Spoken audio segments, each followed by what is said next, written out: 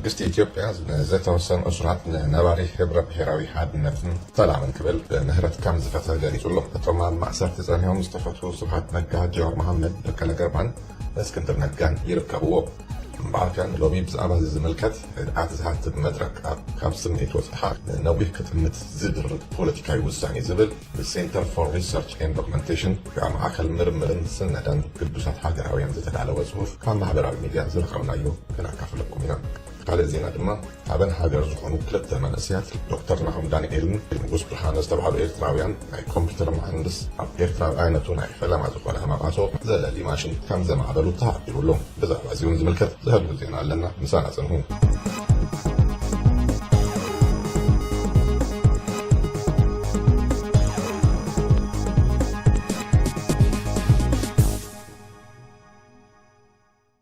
ደምን ዘረባ ተዳሊና ኢና ድሮን ጥራይያ ተሪፋትና ተማሪያ ከዳለና ሎሚ ተዳሊና እና በለት ህወሓት በመራሕታ ጌራ አጀውጀው ኣብ ትብለሉ እዋን መንግስቲ ኢትዮጵያ ንነባሪ ብሄራዊ ሓድነት ሰላም ክብል ዝተወሰኑ እሱራት ብምህረት ከም ዝፈትሐ ገሊጹሎ እቶም ኣብ ማእሰርቲ ጸኒሖም ዝተፈትሑ ስብሓት ነጋ፣ መሓመድ፣ በቀለ ገርባ፣ እስክንድር ነጋ ይርከቡዎም። ፌደራል መንግስቲ ኢትዮጵያ ትብዓት ዝሓትት ፖለቲካዊ ውሳኔ ወሲኑ ምህላው ድሮ ብወጊ ተገሊጹ እዩ።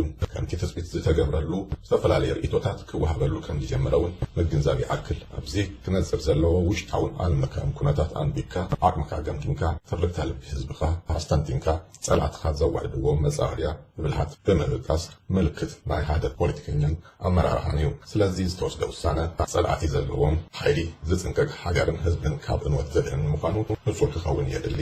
ኩነታት ትግራይ ብቅልጡፍ ካብ ህማቅና ሓደገኛ ኩነታት ይወርድ ኣብ ዘለዎን ኣብ ግምት ዘእተወ ፖለቲካዊ ውሳነ ሙሳድ መድረክ ዝጠልቦ እዩ። መሪሕነት ጃንዳ ማለሊት ፖለቲካዊን ወታደራውን ህርያታቱ ፍጹም ተፈንጅሩ መውፅን መእተውን ጠፊእዎ መዕነይናይ ተጎቢኡ ምስ ምህላው ህዝቢ ከም ድፍዕ ወሲዱ ናይ ቅብፀት ፈጠርጠር ተገብር ኣብ መቀረራብ ይርከብ። እዚ እቲ ዝዓበየ ምዕባለ ናይ ዝሓለፈ ክልተ ወርሒ እዩ።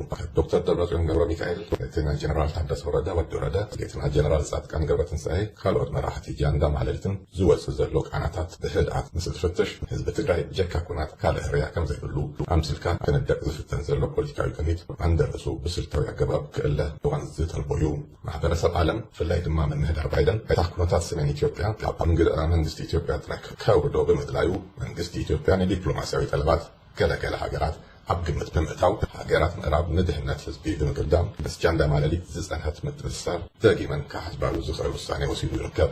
እዚ ማለት ሰላም ዝሕሰም ሓይሊ ነፂልካ ንምሕራም ኪኖ ዝሓሊፍካ ድማ ህዝቢ ከም ድፋዕ ወሲድካ ክካየድ ዝድሎ ዘሎ ናይ ጥፍዓት መገዲ ሱርብሱሩ ንምብርኣን ሕግታት ዝፈጥር ፖለቲካዊ ውሳነታት ክወስዱ ተመሪጾም ኣለዉ።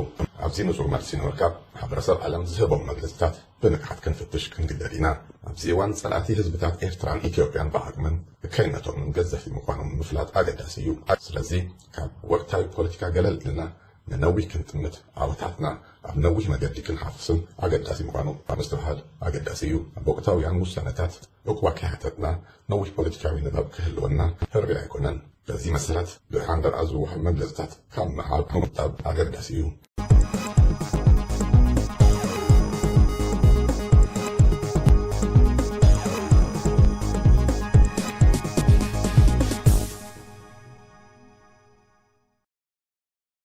ዶክተር ንነዊሕ ዳንኤልን ንጉስ ብርሃነን ዝተባሃሉ ክልተ ናይ ኮምፒውተር መሃንድስ መንእስያት ኤርትራውያን ኣብ ኤርትራ ብዓይነቱ ናይ ፈለማ ዝኾነ ህማም ዓሶ ዘለሊ ማሽን ከም ዝማዕበሉ ተሓቢሩ።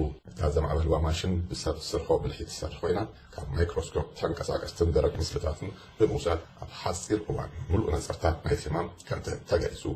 ብመሰረት ናዛ ማሽን ዘማዕበሉ ከም ዝገለጽዎ ኣብ 2015 ኣብ ሃገር ኡጋንዳ ተመሳሳሊ ማዕበላ ከም ዝነበረት እዛ ንሶም ዘማዕበልዋ ማሽን ግን በቲ ትህቦ ኣገልግሎት ፍሉይነት ብልጫን ከም ዘለወን ዘለናዮ ናይ ቴክኖሎጂ ደረጃ ትሳነ ከም ዝኾነት ወሲዶም ሓቢሮም ኣለዉ።